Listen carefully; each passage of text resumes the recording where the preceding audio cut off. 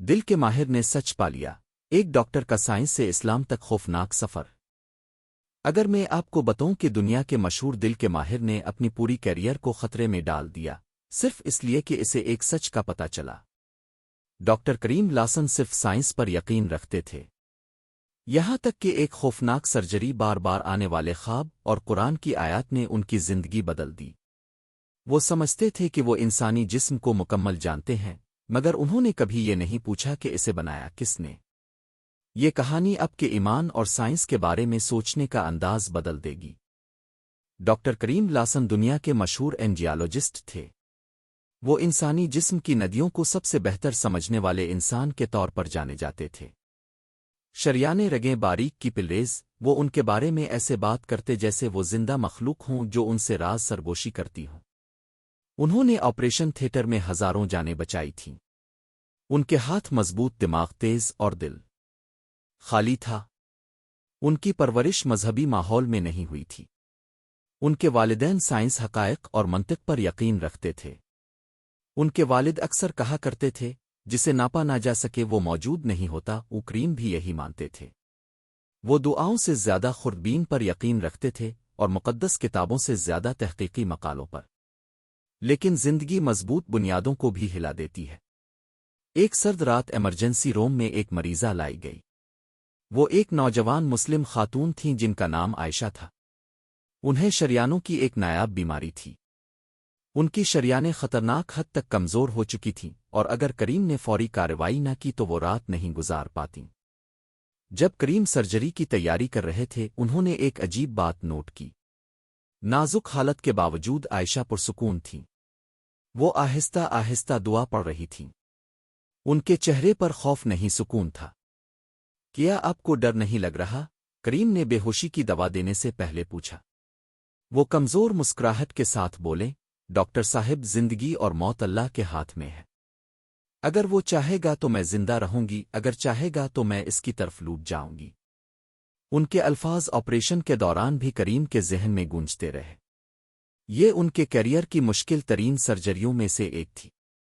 शरियानें भीगे कागज की तरह नाजुक थीं। एक गलत हरकत सब कुछ खत्म कर सकती थी।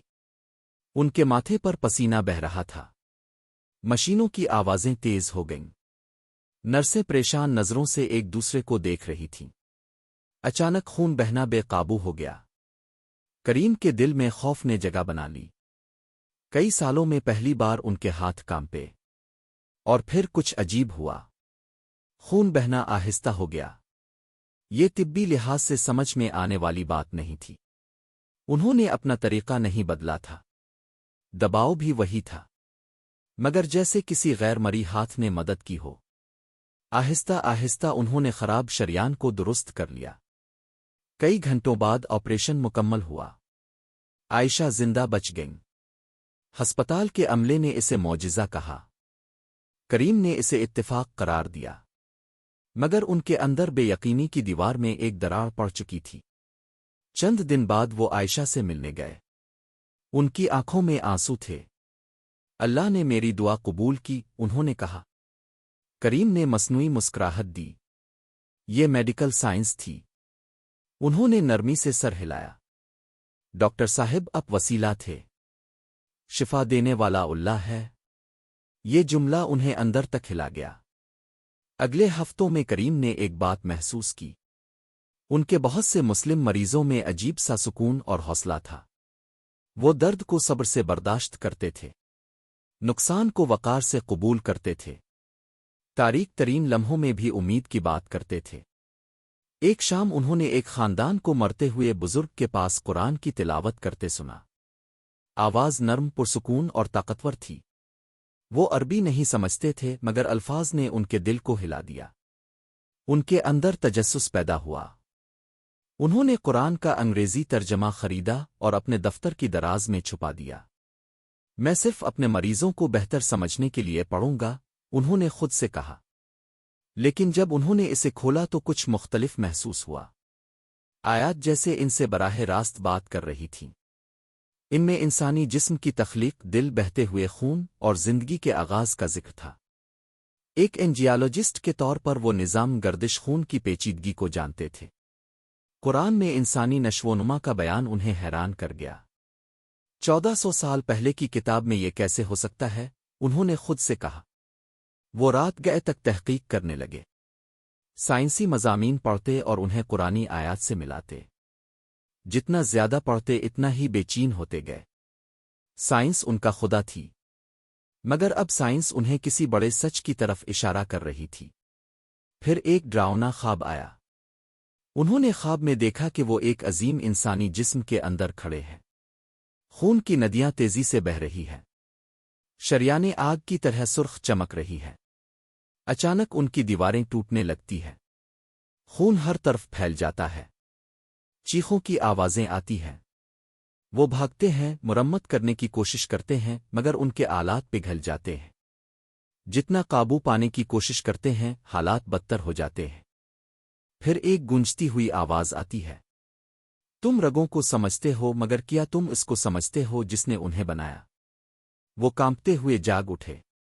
انہوں نے خود کو تسلی دی کہ یہ صرف دباؤ ہے، مگر خواب بار بار آیا، ہر بار وہی سوال، کیا تم خالق کو جانتے ہو؟ وہ سونے سے ڈرنے لگے۔ ایک دن وہ ہسپتال کی مسجد گئے۔ اندر ڈاکٹر، نرسیں اور مریض سب ایک صف میں کھڑے تھے، کوئی بڑا نہیں، کوئی چھوٹا نہیں، سب برابر۔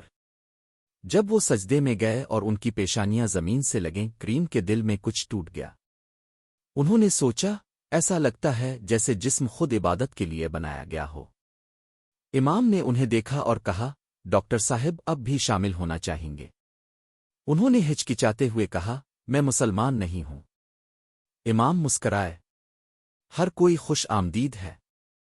اس رات انہوں نے دوبارہ قرآن کھولا۔ ان کی نظر ایک آیت پر پڑی جس میں دلوں کے سکون کا ذکر تھا۔ انہوں نے اپنے سینے پر ہاتھ رکھا۔ اتنی کامیابی کے باوجود ان کا دل کبھی پرسکون نہیں تھا۔ آنکھوں سے آنسو بہنے لگے۔ وہ گھٹنوں کے بل بیٹھ گئے۔ اے خدا، اگر تو موجود ہے تو مجھے ہدایت دے، انہوں نے سرگوشی کی۔ یہ ان کی زندگی کی پہلی دعا تھی۔ چند ہفتوں بعد وہ دوبارہ مسجد گئے۔ امام کے سامنے بیٹھ کر کہا، میں گواہی دیتا ہوں کہ اللہ ایک ہے اور محمد اس کے رسول ہیں۔ یہ الفاظ بھاری بھی تھے اور آزاد کرنے والے بھی۔ ایسا لگا جیسے برسوں کا بوجھ اتر گیا ہو۔ ڈراؤنے خواب ختم ہو گئے۔ ان کی سرجریاں بہتر ہو گئیں، مگر ان کی نیت بدل گئی۔ اب وہ خود کو شفا دینے والا نہیں سمجھتے تھے، بلکہ اللہ کی رحمت کا وسیلہ سمجھتے تھے۔ کچھ مہینوں بعد ایک بڑی میڈیکل کانفرنس میں انہوں نے اعلان کیا، میں سمجھتا تھا کہ میں انسانی نظام خون کو مکمل جانتا ہوں، مگر میں نے یہ نہیں پوچھا کہ اسے بنایا کس نے۔ میرا سفر مجھے اسلام تک لے آیا۔ کچھ لوگ حیران ہوئے، کچھ نے تالیاں بجائیں، کچھ اٹھ کر چلے گئے، مگر اس بار ان کے دل میں کوئی خوف نہیں تھا، کیونکہ اب ان کا دل ایمان سے مضبوط تھا۔ سالوں بعد لوگ انہیں صرف ایک ماہر ڈاکٹر نہیں بلکہ ایک بائیمان انسان کے طور پر جانتے تھے، اور جب بھی وہ سجدہ کرتے انہیں وہی سکون ملتا جو انہوں نے عائشہ کی آنکھوں میں دیکھا تھا۔ وہ ڈاکٹر جو صرف ناپی جانے والی چیزوں پر یقین رکھتا تھا، آخرکار اس سچ تک پہنچ گیا جسے محسوس کیا جا سکتا ہے، اور اس کا دل جو کبھی خالی تھا اب زندہ تھا۔ اگر اس کہانی نے آپ کے دل کو چھوا ہے تو ابھی سبسکرائب کریں، ہمارے چینل سے جڑیں اور ایمان، ہمت اور تبدیلی کی حقیقی کہانیاں دیکھیں۔ ویڈیو کو لائک کریں تاکہ یہ پیغام دوسروں تک بھی پہنچے۔ کمنٹ میں بتائیں، کیا سائنس اور ایمان ساتھ چل سکتے ہیں؟ اس کہانی کو شیئر کریں، شاید کسی کو امید کی ضرورت ہو۔ یاد رکھیں، سب سے بڑی دریافت لیبارٹری میں نہیں، دل میں ہوتی ہے۔